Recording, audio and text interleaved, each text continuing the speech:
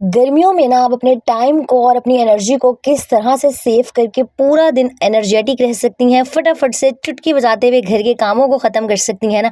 आज के व्लॉग में मैं आपके साथ ये शेयर करूँगी क्योंकि भई सर्दियाँ हो या गर्मियाँ, घर के काम तो कभी ख़त्म होने का नाम नहीं लेते। लेकिन हाँ, ख़ास तौर पे ना गर्मियों में काम करना थोड़ा-सा मुश्किल लग रहा होता है। तो बस आज मैं अपने पूरा दिन की रूटीन आपके साथ शेयर करूँगी और वैसे भी जब कोई इवेंट आ जाए, ईद, शब-रात, शादियाँ, उसके बाद रूटीन में वापस किस तरह से आया जाए ना, वो भी शेयर करने वाली हूँ। अस्सलामुअलैकुम माय यूट्यूब फैमिली, उम्मीद है जी आप सब ठीक-ठाक होंगे। अल्हम्दुलिल्लाह मैं भी बिल्कुल ठीक हूँ। यहाँ बिल्कुल सुबह-सुबह का टाइम था, मैं नमाज़ के बाद ना आजकल नहीं सोती, 5:15 साढ़े 5 के करीब उठती हूँ और उसके बाद मेरी कोशिश होती है कि जो भी सारे काम है ना, नाश्ते से पहले स्पेशली जो छोटे काम हैं, वो सुबह उठते साथ ही निपटा लिया करें क्योंकि छोटे जो काम है ना, वो हमारी ज़्यादा एनर्जी को कंज्यूम कर रहे होते हैं। क्योंकि भई अभी-अभी शादियाँ ख़त्म हुई हैं, तो काफ़ी सारी जो चीज़ें हैं ना, वो यहाँ-वहाँ हुई हुई थी। वैसे तो मैं शादी के दिनों में कोशिश कर रही थी कि जो कपड़े हैं अपने स्पेशली आमना के हस्बैंड के साथ-साथ समेटती रहूँ, लेकिन कुछ अभी मेरी जो है ना इन-लॉज़ का सामान था, वो मेरी तरफ पड़ा हुआ था और ये फ़र्श की हालत चेक करें आप, इतना ज़्यादा गंद हुआ हुआ था ना, हालाँकि मैं डेली बेसिस पर झाड़ू लगा रही थी। तो लेकिन सबसे पहले जो भी शादियों वाले कपड़े थे ना, उनको मैंने एक दफ़ा वॉश करके और यहाँ पर समेटना स्टार्ट कर दिया था क्योंकि ज़ाहिर-सी बात है गर्मियों में जब इंसान कपड़े पहनता है ना, तो वो पसीने की एक स्मेल आ जाती है, चाहे आपने जितने मर्ज़ी डिओड्रेंट्स और परफ्यूम लगाए हुए हों। तो बस फटाफट से यहाँ पर मैं सारे कपड़े जो है ना, वो तय करके उनकी जगहों पे रखूँगी और गर्मी में जो एक रूल मैं फ़ॉलो करती हूँ ना, वो ये कि मैं दिन का आगाज़ जल्दी करती हूँ और जो सारे छोटे-छोटे काम होते हैं ना, जैसे कपड़ों को ऑर्गेनाइज़ करना, कपड़े धोना और स्पेशली खाना बनाना, ये मैं सुबह-सुबह कर लेती हूँ क्योंकि जैसे-जैसे फिर टाइम गुज़रता है ना, गर्मी बहुत ज़्यादा हो जाती है। सबसे पहले तो वो जो मेरा बाहर का सिटिंग एरिया था ना, उसको थोड़ा-सा मैंने क्लीन कर लिया था, सारी जो बिखरी हुई चीज़ें थी ना, उनको मैंने हटा दिया था। अच्छा, एक दूसरी चीज़ जो आपने लाज़मी करनी है, हम सबके घरों में ना एक ऐसा एरिया होता है जो मतलब कॉमनली यूज़ हो रहा होता है। जो भी आता है उसने वहीं पर बैठना है और जिसने भी घर में आना है ना, सबसे पहले लोगों की जो नज़र है वहीं जानी है।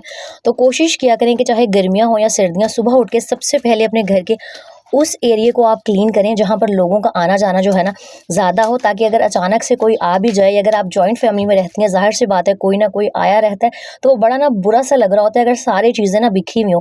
तो सबसे पहले मैंने उस सिटिंग एरिया को जो था ना साफ़-सुथरा कर दिया था। उसके बाद ज़ाहिर-सी बात है शादी वाला घर था, 3-4 दिन से शादी वाले खाने खाए जा रहे थे, आटा नहीं गूँधा हुआ था, तो सबसे पहले मैंने फटाफट से ना आटा गूँध लिया। अच्छा, जितनी देर में मैं वो सिटिंग एरिया को क्लीन कर रही थी ना, आटे को मैंने सेट करके रखा हुआ था, तो जितनी देर में मैं बाहर का सारा काम निपटा कर आई थी ना, आटा मेरा ऑलमोस्ट सेट था। उसको बस मैंने 1-2 दफ़ा वो मुक्कियाँ दी और फटाफट से ना आटा जो था मेरा रेडी हो गया था। 10-15 मिनट के लिए मैं इसको दोबारा से छोड़ के ना काम करने चली गई थी। और यही एक रूल है भई गर्मी में काम जल्दी ख़त्म करने का, अपनी एनर्जी सेव करने का, कि आप फटाफट से ना कम वक़्त में जितने कामों को एक साथ कर सकती हैं कर लें, क्योंकि जैसे-जैसे बस 10, 11, 12 बजते हैं ना, वो सूरज सवा नेज़े पर चला जाता है, गर्मी बहुत ज़्यादा हो जाती है। इतना पसीना आ रहा होता है, पसीना आता है तो फिर हमारी जो एनर्जी है वो भी बहुत ज़्यादा खर्च हो रही होती है और फिर थकावट जो है डबल हो रही होती है। अच्छा, बीच-बीच में ना पानी ज़रूर पिया करें। हम अक्सर कामों में इतना मसरूफ़ हो जाती हैं कि हम पानी पीना बिल्कुल भूल जाती हैं। मैं क्या करती हूँ कि 1 लीटर या 2 लीटर वाली जो भी बॉटल होती है ना, वो भर के अपने सामने रख लेती हूँ। जब चीज़ नज़र के सामने होती है ना, तो फिर याद आता रहता है कि भई पानी पीना है और पूरा दिन ना अंदाज़ा भी हो जाता है कि हमने कितना पानी पिया है। तो हाइड्रेशन का ज़रूर ख़्याल रखा करें क्योंकि पसीना बहुत ज़्यादा निकलता है। ये भी एक रीज़न होता है कि हमें बहुत थकावट फ़ील हो रही होती है। तो बस जी, मुझे जल्दी उठने का यही फ़ायदा हुआ था कि सारे जो शादियों वाले कपड़े थे अपने आमना के हस्बैंड के मैंने समेट दिए थे, शूज़ अपनी जगह पे रख दिए थे, ज्वेलरी में साथ के साथ ही जो था ना सँभालती रही थी। जैसे ही मैं इवेंट से आती थी, बेशक मैं जितना मर्ज़ी थकी हुई होती थी ना, लेकिन जो मेरी सारी ज्वेलरी थी ना, उसको मैं पैक करके प्रॉपर तरीके से रख देती थी क्योंकि जो आर्टिफ़िशियल ज्वेलरी होती है ना, अगर आप उसको पैकेट्स में डाल के प्रॉपर तरीके से ना रखो, ब्लैक हो जाती है। इन सारी छोटी-छोटी चीज़ों का ख़्याल ज़रूर रखा करें क्योंकि यहीं से एक औरत की समझदारी और जो सलीका है ना, वो नज़र आ रहा होता है। और मैं यहाँ पर ना नाश्ते की फटाफट से तैयारी कर रही थी और मैं आपके साथ शेयर भी करूँ, कोई मैं अपनी तारीफ़ नहीं खुद कर रही, एक बात है बस आपसे शेयर कर रही हूँ कि शादी के 2-3 इवेंट्स ऐसे थे जिसमें मैंने अपनी शादी की ज्वेलरी और चीज़ों को यूज़ किया था। इवन जो मेहंदी के फंक्शन पे मैंने चूड़ियाँ पहनी थी ना, वो मेरी मेहंदी की थी और मतलब मेरी शादी को 6 साल हो गए हैं माशाल्लाह। लेकिन ना जो चीज़ें मैं सँभाल के रखती हूँ ना, मेरी एक ये आदत बहुत ज़्यादा है कि मैं हर चीज़ को बहुत अच्छे तरीके से सलीके करीने से रखती हूँ कि अगर दोबारा इस्तेमाल करनी हो ना, तो वो बिल्कुल सही सलामत हालत हालत में हो। और यही रीज़न है मेरी चीज़ें जो हैं अच्छे खासे लंबे टाइम के लिए चल रही होती हैं, मतलब मेरा दिल भर जाता है उन्हें इस्तेमाल कर के, लेकिन चीज़ें ना जो है बिल्कुल ख़राब नहीं हो रही होती। और बस जी यहाँ पे वही नाश्ता बन रहा था, पराठा साथ में अंडा बनना था और चने बाहर से आ गए थे। और जो भी मेरी बहनें कह रही होती हैं ना, आपने तो 3 ही पराठे बनाने होते हैं, आप तो छोटी-सी फैमिली है, आप हर टाइम जॉइंट फैमिली का रोना रो रही होती हैं। तो उनको भई मैं बता दूँ, चाहे घर में 2 लोग हों या 20 लोग हों, काम उतना ही होता है। हाँ, ज़ाहिर-सी बात है मेरी रोटियाँ अब कम बन रही होती हैं, सालन कम बन रहा होता है, लेकिन हर चीज़ प्रॉपर तरीके से बनानी पड़ तो रही होती है ना। अब ये तो नहीं है कि मैंने 2 लोगों का खाना बनाना है तो वो 2 मिनट में बन जाएगा। 2 लोगों का बनाना हो या 20 लोगों का बनाना हो, हांडी जो है और जो किचन का काम है ना, वो ऑलमोस्ट बराबर ही होता है। और ख़ैर अब मैं क्या ही कह सकती हूँ नेगेटिव कमेंट्स करने वालों को। नाश्ते से फ्री होते हैं, साथ ही ना मैंने सोचा ये मेरी मदर इन लॉ का बेड है जो मैंने अपने सिटिंग एरिया में फ़िलहाल रख दिया। इससे पहले कमेंट्स आए, मैंने सोचा मैं खुद बता दूँ, तो मैंने सोचा कि इसकी ना मैं बेडशीट चेंज कर देती हूँ। अब मेरे पास ना सिंगल कोई भी बेडशीट नहीं थी, तो मैंने कहा कि अब क्या ही मैं जाके मार्केट से लेकर आऊँ और पैसे खर्च करूँ। तो जो डबल बेडशीट थी ना मेरे पास, उसी को मैंने डबल करके इसके ऊपर बिछा दिया था और बिल्कुल भी पता नहीं लग रहा था कि मैंने ना सिंगल बेड के ऊपर डबल बेडशीट डाल दिया। और बहुत अच्छा ना ये सिटिंग एरिया का लुक आ रहा था, क्योंकि पूरी थीम वो लाइट ब्राउन डार्क ब्राउन सी है ना, तो बड़ा अच्छा फ़ील हो रहा था। ख़ैर एक एरिया मैंने पूरा प्रॉपर तरीके से क्लीन कर दिया था। अच्छा, जिस दिन हस्बैंड ने और आमना ने घर होना होता है ना, उस दिन मैं यही करती हूँ कि पहले एक रूम को क्लीन करती हूँ, फिर उनको वहाँ पर भेज देती हूँ, फिर मैं दूसरे रूम को क्लीन करने आती हूँ। अक्सर मेरी बहनों को ना ये बड़ा मसला फ़ेस करना पड़ रहा होता है, जिनके हस्बैंड ने देर-देर से जाना होता है, 10-11 बजे जॉब पर जाना होता है, कि जी हस्बैंड घर होते हैं, घर के काम में बहुत देर हो जाती है। तो आप यही किया करें कि पहले ना एक एरिया, एक रूम उसको अच्छे तरीके से साफ-सुथरा कर लें, हस्बैंड को फिर वहाँ पर शिफ्ट कर दें और फिर जो है ना वो दूसरे एरिया की क्लीनिंग करें। एक साथ अगर आप पूरे घर के काम लेकर बैठ जाएँगी ना, तो कुछ भी साफ नहीं हो सकेगा। और वैसे भी ये वाले जो कमेंट्स हैं ना, मुझे अक्सर रिसीव हो रहे होते हैं कि आप ही हमारे घर की कोई रूटीन नहीं है, हस्बैंड ने सुबह लेट जाना होता है, मतलब 11-12 बजे जाना होता है, और जब हस्बैंड जाते हैं तो फिर बच्चे घर आ जाते हैं, हमें नहीं समझ आ रही होती कि घर को साफ-सुथरा किस तरह रखें। तो एक सिंपल सी बात ये है कि अपने घर का जो टाइम टेबल है ना, वो सबका डिफरेंट होता है, आपको उसी हिसाब से अपनी रूटीन को ना सेट करना पड़ता है। मेरा तो व्लॉग्स बनाने का बेसिकली मकसद ये होता है कि हाँ, आप लोगों को ना एक गाइडलाइन मिल जाए। अच्छा, क्योंकि अब बहुत ज़्यादा गर्मियाँ आ गई ना, तो ये जो मेरा बाहर वाला छोटा-सा ओपन एरिया, इसको मैं क्या करती हूँ कि पानी की एक बाल्टी डाल के ना वॉश कर देती हूँ। और मैं यहाँ पर देख रही थी कि मेरी वो जो पानी वाली बाल्टी थी ना, वो भी अच्छी खासी गंदी हुई हुई थी। लेकिन हाँ, आज मुझे था ना कि जो घर है उसकी क्लीनिंग जो है मैं अच्छी तरीके से कर लूँ। शादी के डेज़ में मैं झाड़ू लगा देती थी, लेकिन प्रॉपर तरीके से ना मैं मोप लगाती थी, ना फर्श धुलता था, तो बहुत ज़्यादा गंद हो रहा था। वैसे इतना ज़्यादा नहीं था, लेकिन मुझे बहुत लग रहा था।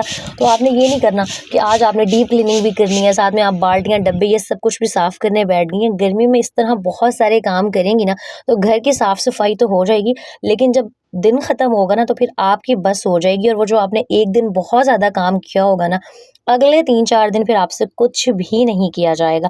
और अच्छा, मैंने ना एक ये रूम फ्रेशनर बना के रखा हुआ है, पहले भी मैं व्लॉग्स में बहुत दफ़ा शेयर कर चुकी हूँ। वो जो कम्फर्ट का फैब्रिक कंडीशनर नहीं आता, उसके 1 से 2 ढक्कन आपने किसी भी स्प्रे बॉटल में ऐड कर लेने हैं, साथ में पानी डाल के अच्छे से शेक करके रख लेना है। और स्पेशली गर्मियों में अपने कर्टन्स के ऊपर, बेडशीट्स के ऊपर, सोफ़ों के ऊपर, हर जगह इसको स्प्रे करके ना फुल पंखा चला दिया करें। इतनी अच्छी पूरा दिन ना खुशबू आती रहती है।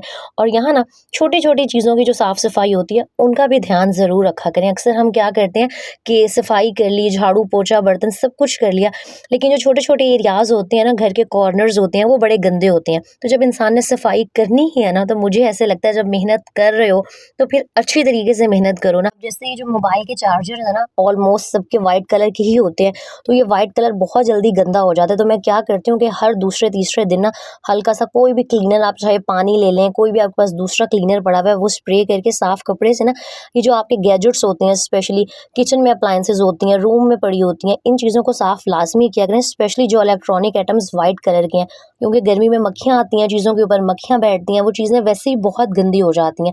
तो भई मुझे ऐसे लगता है कि जो सफाई एक औरत अपने घर की खुद कर सकती है ना, आप जितनी मर्ज़ी पैसे दे के मासियाँ रख लें, तो आपके घर को कभी भी उस तरीके से दिल से साफ नहीं करेंगी जैसे आप खुद करती हैं।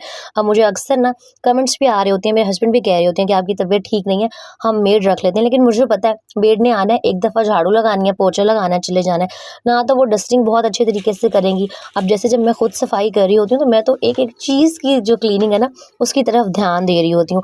लेकिन ख़ैर सबकी अपनी मर्ज़ी होती है, मैं अपना पॉइंट ऑफ व्यू आपके साथ शेयर कर रही थी।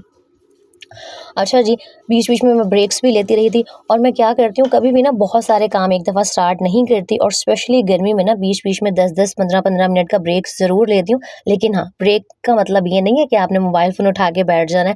और क्योंकि 3-4 दिन से शादियाँ थी और बहुत ज़्यादा ना वो शादियों वाला खाना खा-खा के ना बिल्कुल दिल नहीं चाह रहा था चिकन, गोश्त या ऐसा कुछ भी खाने का। तो बस मैंने सोचा कि सिंपल से ना दाल-चावल बना लेती हूँ। आज तो मैंने दाल-चावल बनाने थे, इसलिए मैंने बाद में ही बनाए थे, मतलब सारे कामों से फ्री होने के बाद। लेकिन गर्मी में स्पेशली मैं एक काम ये करती हूँ कि सुबह उठते साथ ही ना सबसे पहले हांडी चढ़ा देती हूँ, क्योंकि जैसे ही दिन गुजरता जाता है ना फिर किचन में एक तो मेरे धूप आती है और किचन में खड़ा होना ना अच्छा खासा जो है मसला बन जाता है। तो मेरी जिन भी बहनों के ओपन किचन है या जिनके ऊपर काम का बहुत ज़्यादा बर्डन है ना, स्पेशली जो जॉइंट फैमिली में बहनें रहती हैं मेरी, वो ये किया करें कि सुबह उठते साथ ही ना रात को डिसाइड करके सोया करें सलाह मशवरा करके हांडी एटलीस्ट हाफ जो है ना उसको डन कर लें।